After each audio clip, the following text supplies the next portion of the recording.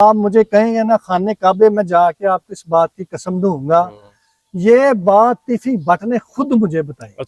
वो जब पुलिस ने उनकी औरतों को उठाया, उसके 7 महीने बाद जाकर फिर जो है बिल्ले पुआन को एक्सपर्ट जो होता है उसको क्या बंदे मारने का लाइसेंस मिल जाता है? क्या उसको ये आजादी मिल जाती है कि आप इस शहर में गुंडागर्दी करें? चीख चीख कर हर प्रूफ हर सबूत चीख चीख कर कह रहा है कि तीफी भट्ट ने ये कत्ल करवाया। इतना अनाप्रस्त बंदा है, कहता है मैं क्राइम करी जाऊं, मेरे घर पुलिस भी ना आए। कि 2010 में मैंने टीपू ट्रक्का वाले को कत्ल किया एयरपोर्ट के ऊपर, खुद जाके मैंने कत्ल किया इसको, पुलिस मेरे घर में नहीं आई। तीफी भट्ट जैसे क्रिमिनल के घरों में तो रेटें होंगी जिसने इतना बड़ा वाकया करवा दिया। वो इंटरव्यू नहीं है, वो सीधे सीधे थ्रेड दे रहा है मैं लोगों की औलादें इस्तेमाल करूं, लोगों के बच्चे इस्तेमाल करूं और मेरा नाम भी ना आए और इससे ये कत्ल भी हो जाए। उसने पुलिस को कहा मैं देख लूंगा, पुलिस वालों आपको मैं देख लूंगा इन कैमरों को।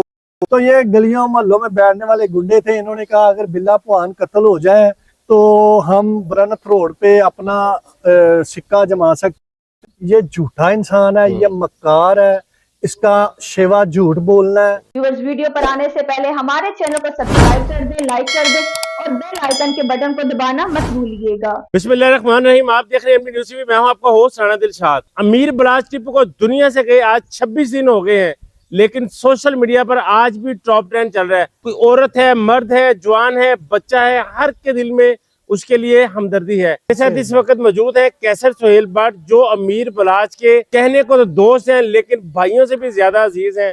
इनका दिन और रात इकट्ठे गुजरते थे। आज ये काफी दिनों से एक कर्ब में मुब्तला थे। इनसे कई दफा बात की तो उन्होंने कहा यार कोई बात नहीं होती, हमारा यार चला गया, हमारा भाई चला गया।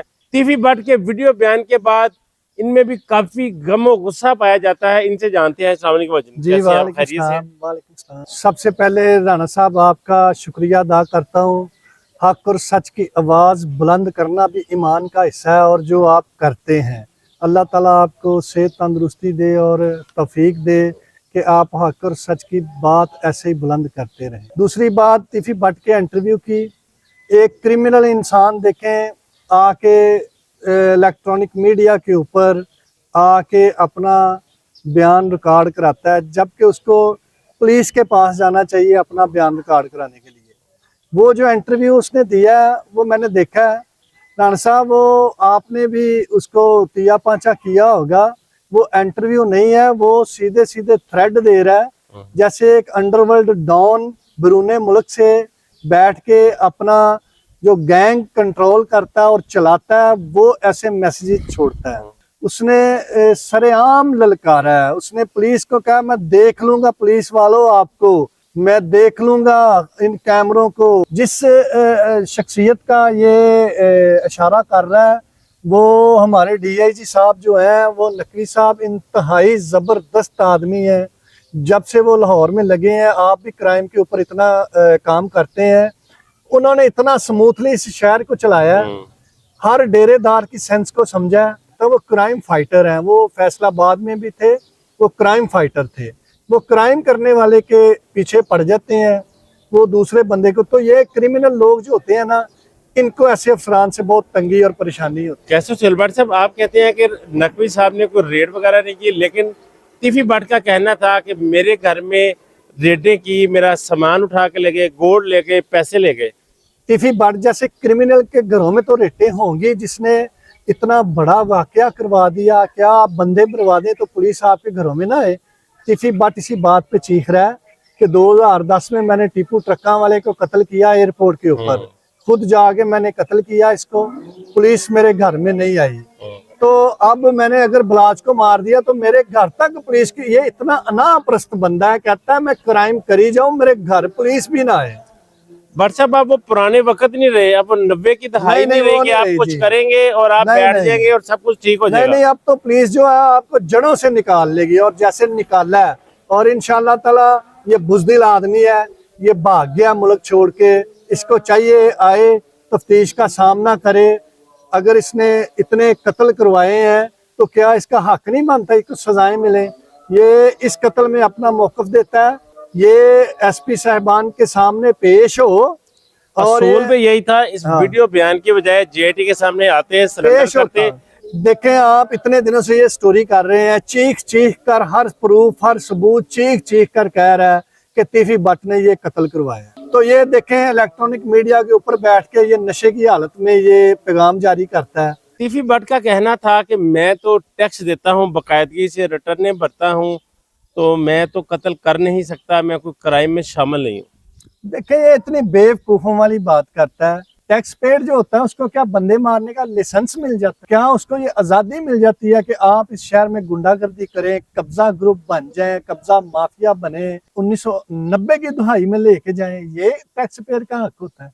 कैसर सुहेल भट्ट साहब, एक तीफी भट्ट का ये भी कहना था कि मेरा बिल्ला ट्रका वाला के कत्ल में कोई हाथ नहीं था, हनीफे और शफीके के साथ उनका कोई फैमिली के साथ मसला था, देखें उस पर क्या कहते हैं? राणा साहब, मैं आपको ये हल्फन आप मुझे कहेंगे ना खाने काबे में जाके आपको इस बात की कसम दूंगा, ये बात तीफी भट्ट ने खुद मुझे बताई। अच्छा, ये बात तीफी भट्ट ने खुद मुझे बताई कि मेरे पास खालिद चिट्टा आया, अच्छा, मैंने खालिद चिट्टे ने मुझे कहा मुझे 2 क्लाशनकोफें चाहिए। अच्छा, तो मैंने उसको वो क्लाशनकोफें दी, अच्छा, उसने जाके नीफा वगैरह को दी, अच्छा, नीफा वगैरह ने बिल्ले पुआन को कत्ल कर दिया। तो मैं इस बात की कसम देता हूँ कि क्लाशनकोफें मेरी चली है। कहता है मुझे इस बात का इल्म नहीं था, ये नीफे वगैरह इसको कत्ल कर देंगे बिल्ले पहलवान को। तू इतना शरीफ आदमी है, तू किसी को क्लाशनकोफें देता क्यों है? तूने क्लाशनकोफें रखी क्यों उस दुहाई में जब तुम्हारी किसी से दुश्मनी कोई नहीं थी, जब तुम एक शरीफ आदमी थे, जब तुम गलियों में वहां पे शायद कोई वेल्डिंग की दुकान पे काम करता था या किसी दुकान पे ये काम करता था, तो तूने क्लाशनकोफें क्या करनी थी उस टाइम पे जब क्लाशनकोफ किसी के पास नहीं होती? उस टाइम पे इसने क्लाशनकोफें रखी। देखी कैसर सुहेल भट्ट साहब, ये लड़ाई थी क्या सारी? ये रोला था क्या, लड़ाई झगड़ा था क्या? देखें, बिल्ला पहलवान खानदानी रईस आदमी था, बिजनेस था। पाकिस्तान हिंदुस्तान बनने से पहले इंडिया से ट्रांसपोर्ट चलती थी। देखें वो कितना नामवर खानदान होगा, और वो ट्रांसपोर्ट यूनियन की वजह से बिल्ला पहलवान उस टाइम पे फेमस आदमी था। तो ये गलियों मोहल्लों में बैठने वाले गुंडे थे, इन्होंने कहा अगर बिल्ला पुआन कत्ल हो जाए तो हम ब्रनथ रोड पे अपना सिक्का जमा सकते हैं। लाहौर शहर में छोटा सा शहर था उस टाइम पे, यहाँ से जगह टैक्स करके अपने दिन फेर लेंगे, हम पैसा इकट्ठा कर लेंगे। लेकिन ये बुजदिल आदमी अंदर से डरता भी था, यानी कि लड़ाई चुदराहट की थी, चुदाहट की। ये अंदर से डरता भी था, अगर मैंने डायरेक्ट जाके कुछ कर दिया तो मैं कहीं सजा ना मुझे मिल जाए, मैं पकड़ा ना जाऊं, ये मैं लोगों की औलादें इस्तेमाल करूं, लोगों के बच्चे इस्तेमाल करूं और मेरा नाम भी ना आए, और इससे ये कत्ल भी हो जाए, रास्ता साफ हो जाए और मैं शहर के ऊपर राज करना शुरू हो जाए। टॉप 10 के कौन कौन से लोग बिल्ला ट्रकावाला के मर्डर में मुलव्वस थे? ये टॉप 10 के जो लोग थे ना, ये जो था ना, हुमायूं गुज्जर, भोला सनियारा, बाबा नीफा, बाबा शफीक, खालिद चिट्टा, ये आपस में दोस्त थे। नाजी भट्ट, ये सारे आपस में दोस्त थे। जब नीफा पहले अड्डे पे होता था ना, तब ये उसके पास भी आते थे, वहां पे बैठ के इन्होंने चर्च वगैरह पीनी, और जैसे इस टीन एज में लोग दोस्त इकट्ठे बैठते हैं, ऐसे ही बैठा करते थे। जब ये झगड़ा वगैरह हुआ, जब ये अपोजिट पार्टियों में चले गए, तो ये पहले तो खर्चा लेते थे सारे बिल्ला पहलवान से। अच्छा, जब ये वहां से उसने निकाला इनकी क्रिमिनल एक्टिविटी और उस कत्ल के बाद, ये तीफी भट्ट इनमें शामिल हो गया। अच्छा, तीफी भट्ट, ये सारे कंगले शामिल हो गया। इन्होंने कहा एक बिल्ला पहलवान है, इसको अगर हम मार देते हैं तो ये हमारे सामने कोई शहर में नहीं आएगा, हम कब्जा करें, मार्केटों पे कब्जा करें, ये हमारा नाम होगा, दहशत होगी। खालिद चिट्टे के साथ तीफी भट्ट का ये प्लान बना। खालिद चिट्टे ने आगे हायर किया, फिर बाबे नीफे को टच किया। अच्छा। तो हम तुम्हारे साथ बड़ी ज्यादती हुई है, हम बिल्ला पुआन को मार देंगे, हम तुम्हारे भाई हैं, हम ये हैं, वो साथ देंगे। ये सारे इकट्ठे हो गए। तीफी भट्ट ने खालिद चिट्टे को कहा मेरा नाम नहीं आना चाहिए, मैं तुम्हें असला देता हूँ, ये असला लो और कत्ल करो। कैसर सुहेल भट्ट साहब, ये कब का वाकया है जब के टीपू पहलवान ने या बिल्ला पहलवान ने जो हनीफे की खवातीन थी उनको जलील किया, उसके अगले दिन जो है वो बिल्ला ट्रका वाले को मारा नीफे ने? मैं आपको एक बात बताता हूँ, ये झूठा इंसान है, ये मक्कार है, इसका शेवा झूठ बोलना है। मैं बड़े वसूख से ये बात कहता हूँ, वो डकैतियां करते थे। वो जब पुलिस ने उनकी औरतों को उठाया, उसके 7 महीने बाद जाकर फिर जो है बिल्ले पुआन को इन्होंने कत्ल। यानी कि जो अगले दिन वाली बात है वो झूठ है। ये बिल्कुल सरासर झूठ बोल रहा है।